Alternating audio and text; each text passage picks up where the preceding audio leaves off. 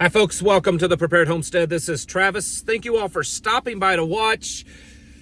Well, I kind of have a feeling that we're getting pretty close to pandemic watch levels.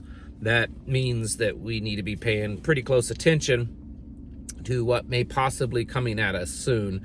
If you've watched my more recent videos and even the last several weeks, I've periodically been talking about this H5N1 bird flu and how it's growing, and I've been posting stuff over on my X Twitter account. It's weird to call it an X, but whatever. Twitter, you know what I'm talking about.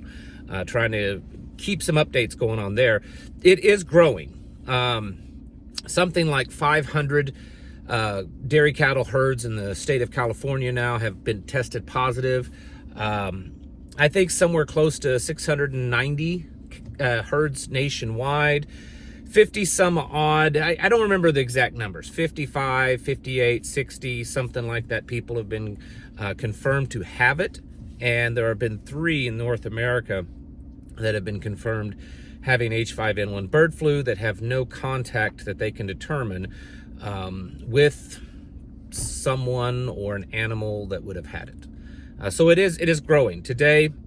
Oh, and then of course, California last week found it in a couple of batches of raw milk. It's been detected in wastewater in almost every place in California, also in Las Vegas, and then also down in St. Petersburg, Florida. So there's been, it seems like there's something, whether it's real or whatever, it doesn't matter. There's something that's going around, and they're trying to push an agenda. Today, the Department of Ag or USDA, yes, the Department of Ag has said that they're now ordering all milk sold in the United States to be tested with H5N1 bird flu. I suspect, because it has popped up in pasteurized milk also.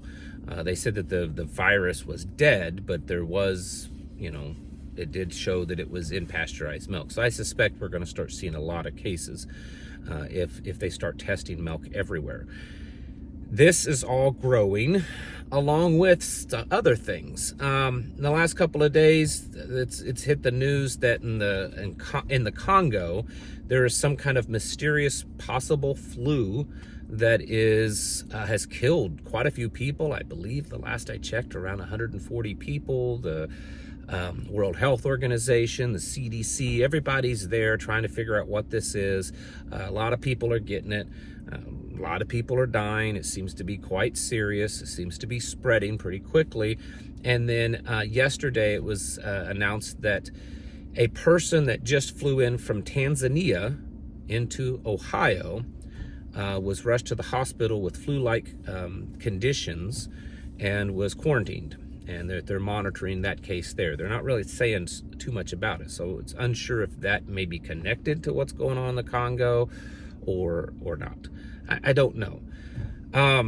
There's also, and this is where we're getting into more of the conspiracy, but I think that there's probably something to that. There's been some evidence showing that the Health and Human Services has been basically planning for this H5N1 to go into a full pandemic. And there are leaked documents out of Health and Human Services that basically over the last year or two, pretty much since 2022, that they have been doing training and that have been developing vaccines, and they've been pushing within their organization this idea that at the tail end of this year into the start of next year, that there's going to be a bird flu pandemic. And you can, if you spend some time online, you can find some information about that. There's been a lot of, and I guess you could say this is speculation and conspiracy, that the plan is that, well, they couldn't defeat Trump in the polls in the election. They will drastically undermine his presidency by causing a major pandemic. Now that is just conspiracy. You can believe it or not. It's your choice. I'm not saying that there's any fact to it whatsoever. But what I do think is that there is obviously this growing, strong possibility that bird flu or whatever it is in the Congo or whatever is just about to start to really grow. According to the scientists, and we all know over the last 5 years how well we can trust them, right? According to the scientists, they're saying that the H5N1 is just maybe one mutation away from being easily transmissible into humans, like through the human population. Right now, they're saying you pretty much have to be in direct contact with a infected animal, but it is they say that it is working on, and I'm no scientist, and I'm not even saying it's all true or all factual. It's just what they're saying. I think this is something that we certainly need to be paying attention to and preparing for. We've all lived through the COVID, and goodness, I mean, I could make hours and hours of videos. I have made hours and hours of videos on this subject. And I know the Senate just recently come out with a report, or I think Congress came out with a report showing, the true origins, they believe, of COVID. Biden is saying that he's going to pardon Anthony Fauci. I'm sure there's something to that, right? There's all kinds of things. But in the end, we can sit here and armchair quarterback all we want about, well, is this real, or is this not, or is this bioengineered, or if this not, or if this is fake, or this is true. Yeah, we can do that all we want. But if this is going to happen, it's going to affect us. And it's quite possible, because the Bill Gates and the Anthony Fauci's and all these kind of people for the last few years have been saying that the next one's going to be actually really bad, really deadly, really serious. And so we cannot just expect that if this does happen, that it's going to play out the same way as COVID, where it wasn't quite as bad as what they made it out to be, right? I mean, and that's downplaying it. This could actually be very serious. And it could be payback, it could be natural. There's all kinds of things that it could be. But it doesn't matter as much as how it's actually affecting us. If you remember way back, if you watched me for the last several years, I was saying early on in COVID, I said, before we really knew everything about it, I said, it honestly doesn't matter whether this thing is really as bad or not. It's the reaction of the government and the reaction of the people. That's what really matters. And guess what? That is what mattered during COVID. It was the reaction to it. And this is going to be the same thing. I mean, it could be horribly deadly. It could be worse than the Spanish flu. It could be the Black Death, all this kind of stuff. But in the end, what's going to matter is the reaction from the people, the reaction from the government. And I know there's some of you are going to say, yeah, well, Trump's put in a couple of good people that were, against the COVID and all that. But he's also put a lot of people in place that were very for all of that. And so I'm not confident that that this administration, I mean, Trump is the author of the, Operation Warp Speed and all that. So I'm not confident that if there was a major pandemic, that it would be handled much better than it was before. We cannot put our faith in that. We have to be preparing for this. You need to be stocking up on things that you need. I'll probably be making a video over on locals where I can speak freely, talking more about that specifically. But we need to be getting ready for this. We all know that this transition and election and powers has all gone too smoothly. Something's up. I mean, if it really is going, this is my argument. I know this is going to some of you are going to hate me for this, but think about this.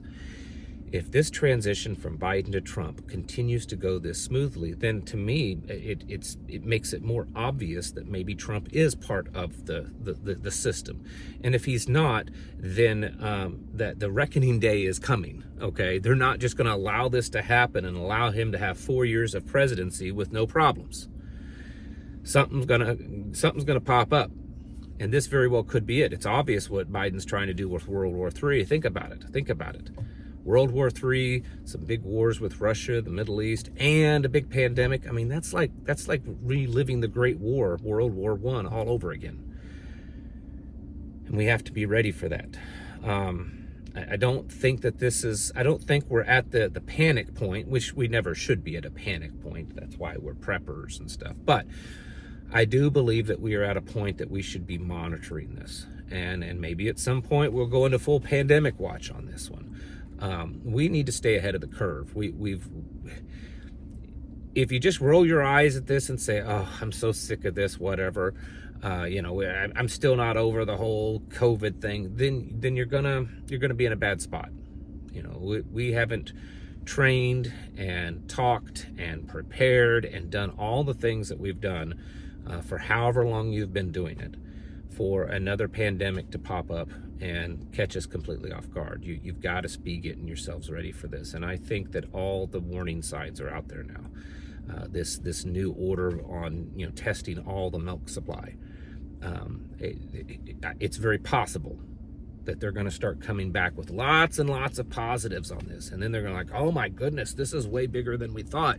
Now we should start testing people. It won't be mandatory, it'll be voluntary. And then when they start testing people, they're like, oh my goodness, all these people that we didn't realize have H5N1. Oh my goodness, now we got to start these measures. There's already people wearing masks and stuff. The other night, I was telling my wife, I've been taking some more advanced medical training, and I got out of class the other night, and it was late. It was like after 10 p.m.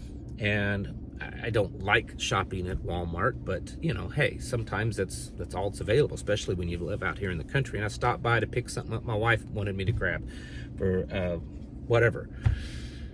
So it's like 10:30 at night in a small town. There's no one there at the Walmart. It's getting ready to close. There's maybe 10 people in the whole store. There's no one in the parking lot. And as I'm walking out, this woman's walking in and she's got a mask on. We're starting to see it already. I've seen many comments from people. I've had people tell me in person that they're noticing a lot more people here lately are wearing masks. And I think it's part of the conditioning. I think people are ripe for another one, whether you like it or not. I think it's going to happen. We got to get ready for it, folks. You need to be getting your houses in order and preparing yourselves mentally, physically, and spiritually. Thanks for watching. Catch you in the next video.